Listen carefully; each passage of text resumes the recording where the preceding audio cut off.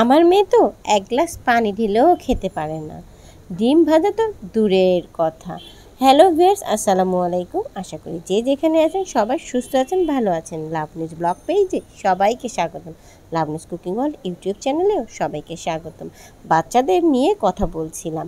বাচ্চা যখন ছোট থেকে একটু একটু করে বড় হয়, তাদেরকে ছোট থেকে ছোট ছোট কাজ শেখানো উচিত। ধরেন একটা 5 থেকে 7 বছরের বাচ্চাকে শেখাতে হবে গ্লাসে করে একটু পানি এনে দাও, ঘরটা একটু চেষ্টা করো ঝাড়ু দেওয়ার, তোমার কাপড়গুলো তোমার ড্রয়ারের ভিতরে রেখে দাও, বিছানার বালিশটা ঘুম থেকে উঠে একটু জায়গা মতো সেট করে রাখো, তোমার ওয়াটার পটের পানিগুলো তুমি একটু রাতে ভরে রাখো, মোজাটা একটু একটু করে পরা শিখো।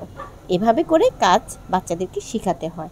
তাহলে দেখবেন বৃদ্ধ বয়সে আপনি যখন অসুস্থ হয়ে যাবেন, তখন আপনার ছেলেমেয়েরা আপনাকে নানা রকম কাজে হেল্প করবে। এটাই বাস্তবতা।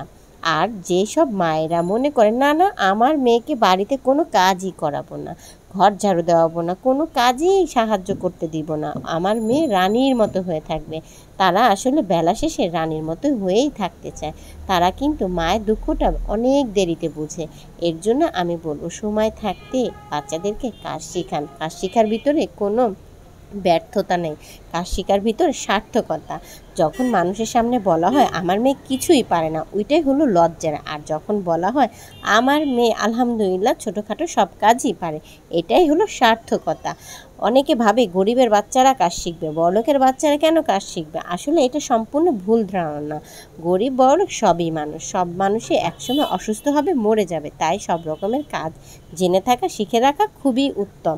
তাই বলবো, আপনারা আমার ভিডিওতে যদি আমার কথাগুলো শুনে কষ্ট পেয়ে থাকেন, আমাকে ক্ষমা করে দিবেন। আজকের এই বাচ্চাদের নিয়ে কিছু কথা বললাম, আপনাদের যদি ন্যূনতম উপকারে আসে অবশ্যই আমাদের জন্য দোয়া করবেন। সবাই সুস্থ থাকবেন। আজকের মতো বিদায় নিচ্ছি। আল্লাহ হাফেজ।